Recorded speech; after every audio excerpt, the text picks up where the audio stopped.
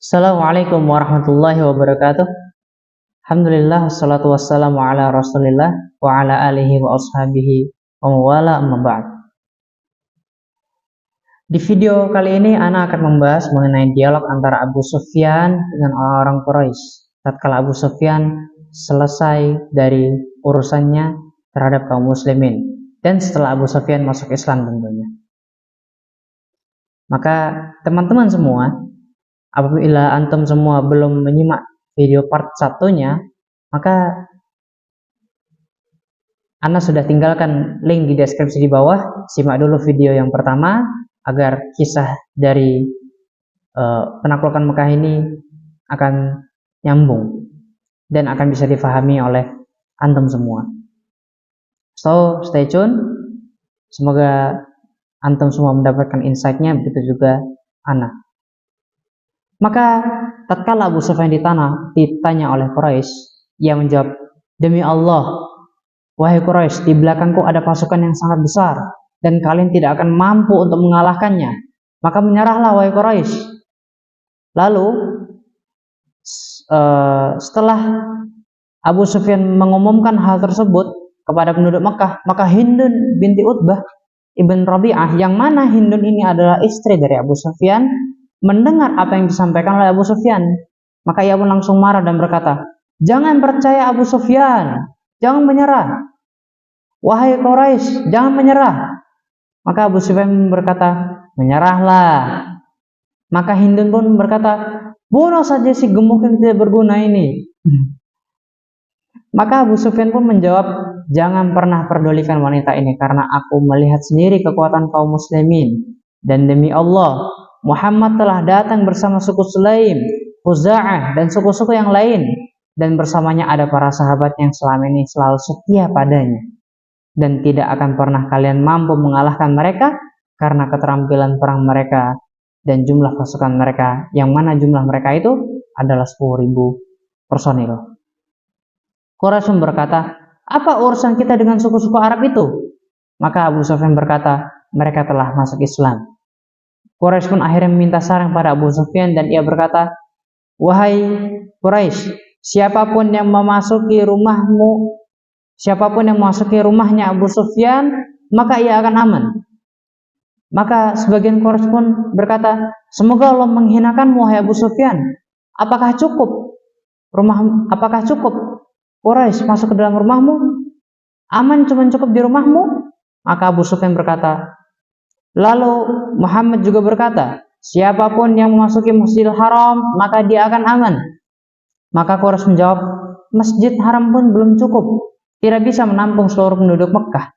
Maka Abu Sufyan berkata, "Lalu Muhammad juga berkata, siapapun yang menutup pintu rumahnya, maksudnya tidak ikut campur, maka ia akan aman."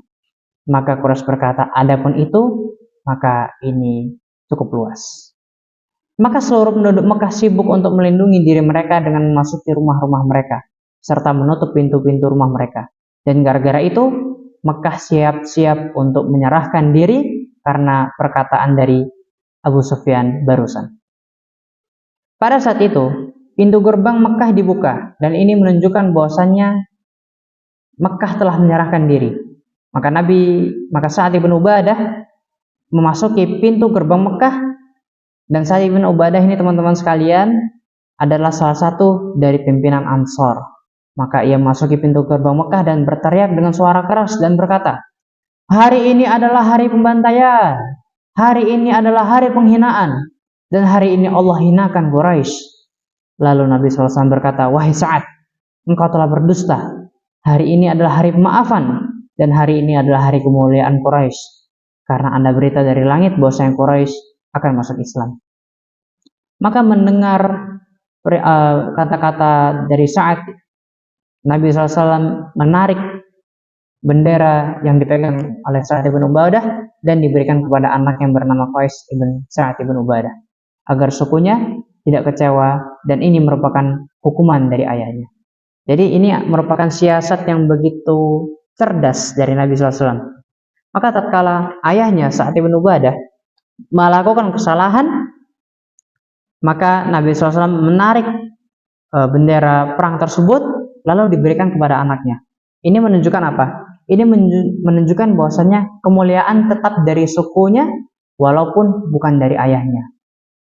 Jadi bendera tersebut dipegang oleh Qais, maka ayahnya pun, maka ini membuat Sa'd bin Ubadah yang awalnya kecewa, yang awalnya merasa bersalah karena ia melakukan kesalahan, jadi tidak terlalu sakit hati karena Qais bin Sa'd bin Ubadah, yaitu anaknya, memegang bendera tersebut. Maka pasukan muslimin bertolak sampai ke daerah Khif. Ini satu daerah ya, di daerah Mekah, dan Nabi SAW memerintahkan kepada seluruh pasukannya agar tidak membunuh siapapun kecuali 10 orang. Nah ini 10 orang yang wajib dibunuh ketika bertemu, walaupun mereka itu berada di dalam, walaupun mereka itu menggenggam di tali genggaman Ka'bah. Maksudnya, jadi ketika mereka mendekati Ka'bah dan mereka menggenggam tali Ka'bah, itu secara asal mereka tidak boleh dibunuh. Tapi karena saking buruknya orang-orang ini, maka meskipun mereka memegang tali Ka'bah, mereka tetap harus dibunuh ketika bertemu.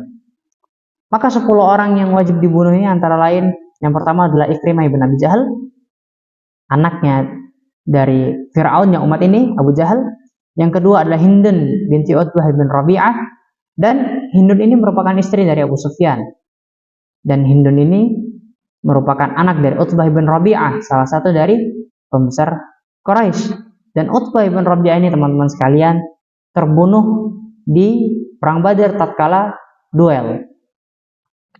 Lalu Hindun ini juga termasuk orang yang membelah dada paman Nabi SAW tatkala Hamzah, paman Nabi SAW ini gugur di perang Uhud. Maka karena dendamnya ia, Hindun ini ia mendatangi Hamzah, lalu ia membelah dadanya, lalu mengambil jantungnya, lalu dimakan jantung tersebut, lalu dipotong hidungnya, pokoknya dimutilasi lah pokoknya. Dan yang kedua adalah Abdullah bin Sa'ad ibn Abi Syarah. Yang keempat adalah Wahsy bin Harb. Wahsy adalah budaknya, salah satu budak yang dibayar untuk membunuh Hamzah di perang Uhud. Dan Wahsy ini memang terkenal dengan keterampilannya dalam memainkan tombak.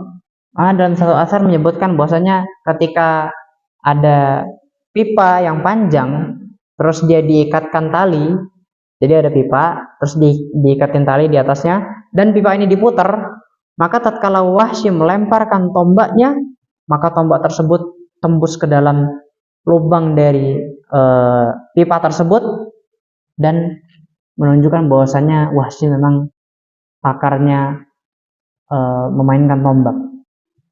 Yang kelima adalah Safwan ibn Umayyah bin Khalaf. Dan Safwan ini adalah anak dari kepala kekafiran, kepala kekufuran, Umayyah bin Khalaf. Yang mana Umayyah bin Khalaf ini memiliki budak yang namanya Bilal bin Rabah, yang pernah disiksa, ditaruh batu besar, suruh sebut unta itu Tuhan, disiksa, dicambukin, dijemur sampai beberapa hari sampai lemas. Dan yang keenam adalah Mikyas atau Uqais ibn Subabah.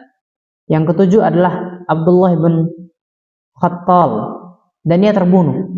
Maka dari 10 orang yang wajib dibunuh ketika bertemu, yang terbunuh hanya 2 orang. Salah satunya adalah Abdullah ibn Khattal. Dan yang ke-8 adalah Ka'ab ibn Zuhair ibn Abu Zulma al-Muzani. Dan yang ke-9 adalah Habbar ibn Aswar ibn Muttalib. Dan yang ke-10 adalah Huwairith ibn Nuqaiz, dan ia terbunuh. Maka 2 orang ini adalah Abdullah ibn Khattal, dan yang satu lagi adalah Huwairith ibn Nuqaiz. Dua-duanya terbunuh dan sisanya selamat dan masuk Islam.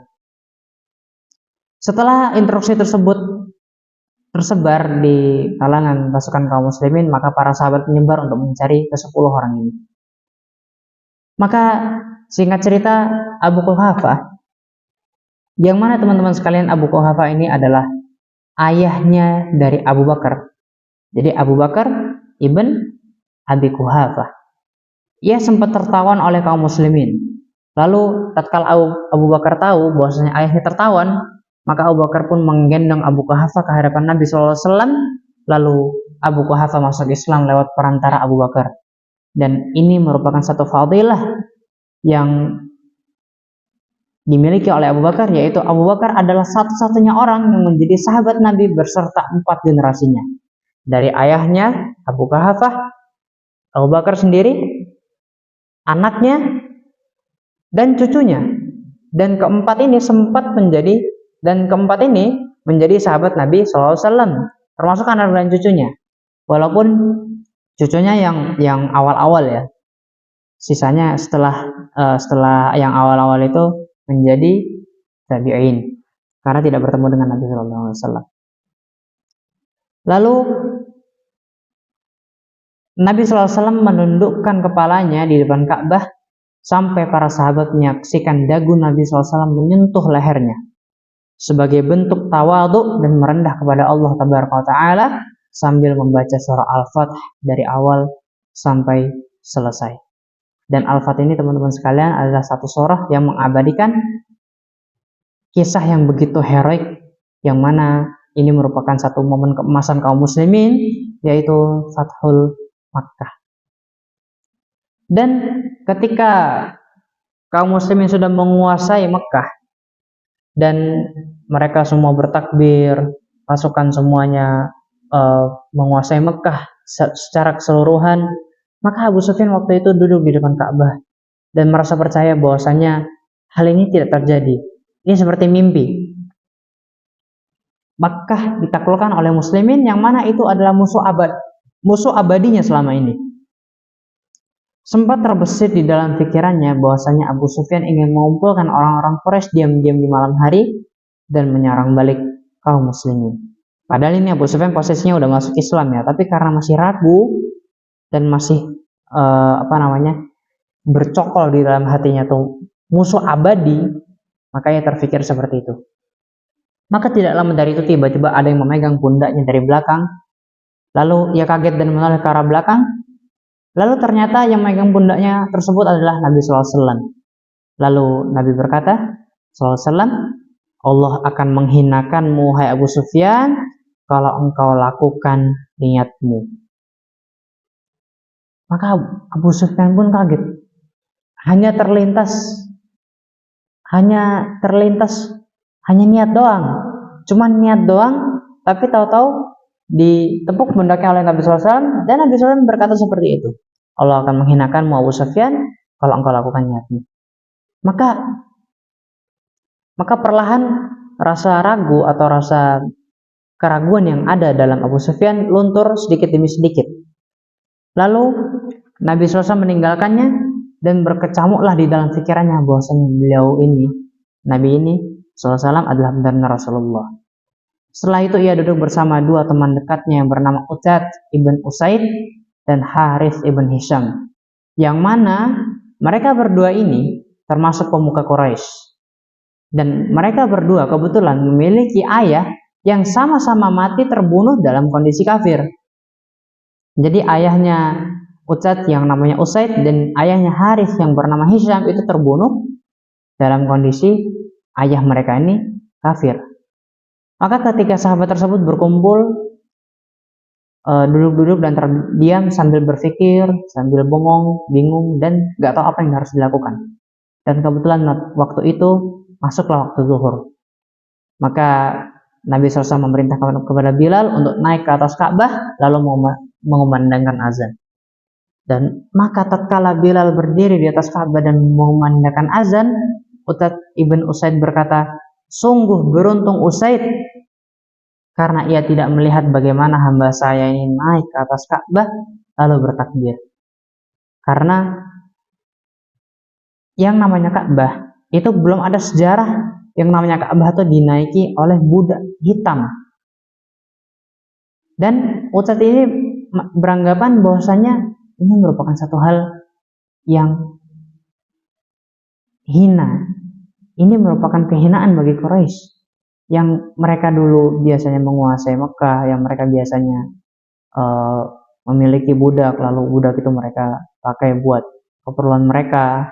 Dan ini budak yang dia itu merdeka tapi tetap di mata mereka budak, dan ia ini naik ke atas Ka'bah lalu mengumandangkan azan. Kan sungguh ini merupakan sesuatu yang ajib di mata mereka.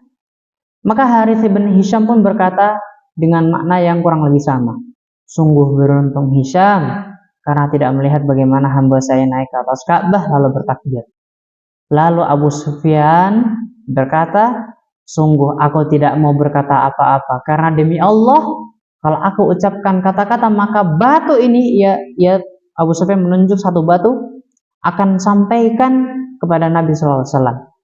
Jadi Abu Sufyan karena sebelumnya tadi Nabi SAW berkata Allah akan menghinakanmu, wahai Abu Sufyan, kalau engkau jalankan niatmu, maka itu kan menghilangkan keraguan dari Abu Sufyan, ya menghilangkan lumayan signifikan lah, tapi tetap masih terlintas yang namanya keraguan-keraguan di mata Abu Sufyan. Lalu karena setelah kejadian itu Abu Sufyan mengalami hal yang seperti ini, maka Abu Sufyan berkata, sungguh aku tidak mau berkata apa-apa karena demi Allah, kalau aku ucapkan kata-kata maka batu ini akan menyampaikan kepada Nabi SAW sambil menunjuk batu yang ada di depannya.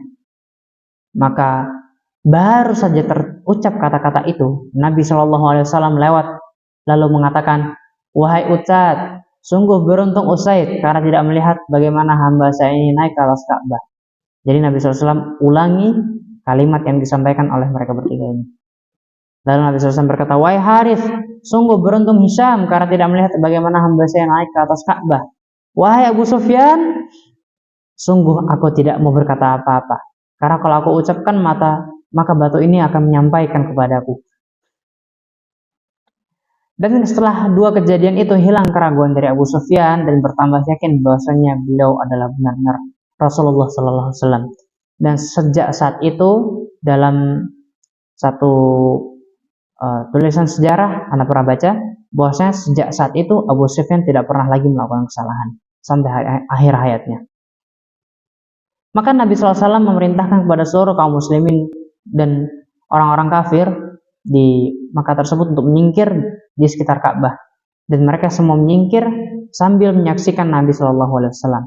Dan pada waktu itu Ka'bah itu dikelilingi oleh 375 berhala, yang mana berhala yang paling besar dan paling ditakuti oleh orang-orang Makkah itu adalah Hubal. Ini dari sekian banyak berhala, yang ini berhala khusus buat kecantikan, yang ini khusus buat kesembuhan, yang khusus buat kekayaan. Dari semua itu 375 itu ada satu yang ditakuti dan dianggap keramat oleh mereka yang bernama Hubal. Dan patung tersebut sangat tinggi dan sangat besar. Kalau dipikul bisa membutuhkan 20 orang saking beratnya. Bahkan sampai dirantai dengan sekian rantai agar tidak ada yang mengambilnya. Lalu Nabi SAW mendatangi satu persatu patung tersebut sambil membawa tongkatnya dan membaca ayat yang masyhur. Wa qul ja'al haqqu wa zahaqal batil innal batila kana zahuqa. Setiap Nabi SAW mendekatkan tongkatnya pada patung tersebut, belum tersentuh sudah hancur. Dan perlu diketahui teman-teman sekalian, ayat ini bermakna dan katakanlah setelah datang kebenaran dan kebatilan itu akan lenyap, maka kebatilan itu akan lenyap.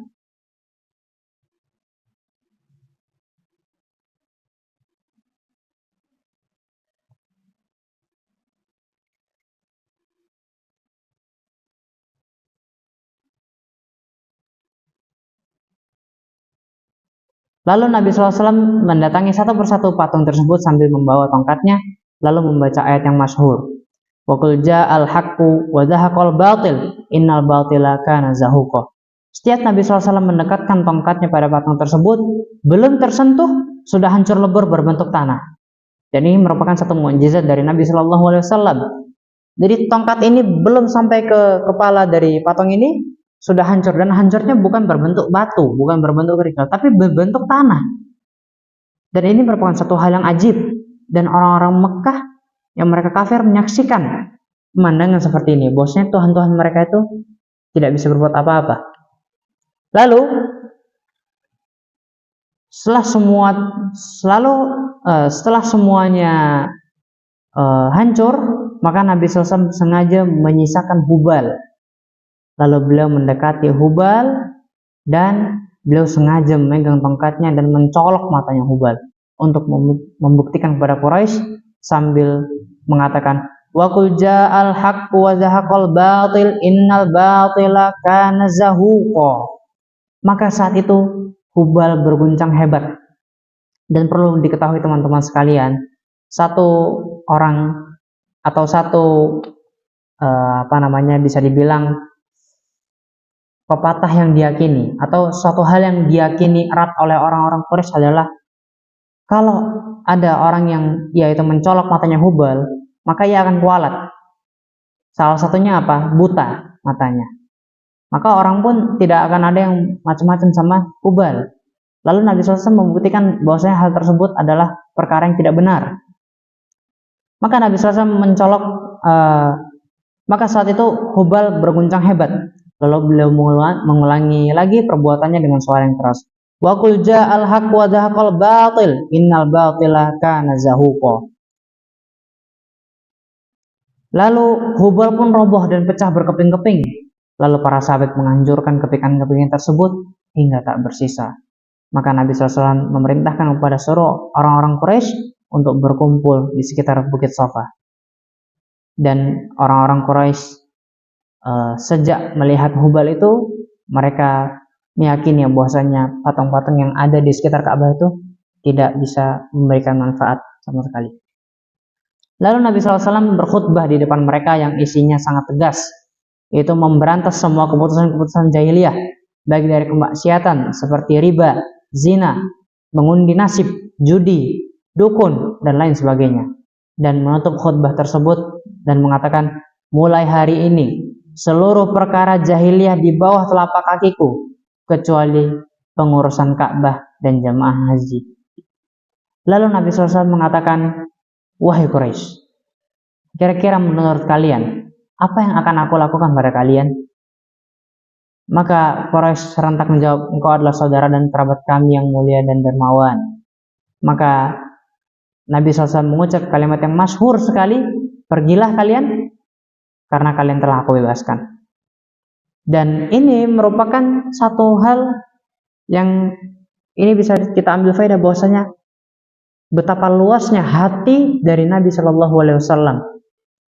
Mekah dari pertama kali Nabi Shallallahu Alaihi Wasallam mendakwahkan yang namanya dakwah Islam, Nabi SAW dimusuhi oleh orang-orang Mekah, disiksa, orang-orang kaum muslimin disiksa. Lalu Nabi SAW ketika beribadah di depan Ka'bah dilempari dengan kotoran, lalu begini dan begitu, dari segala macam penyiksaan yang mereka alami, termasuk Nabi SAW juga.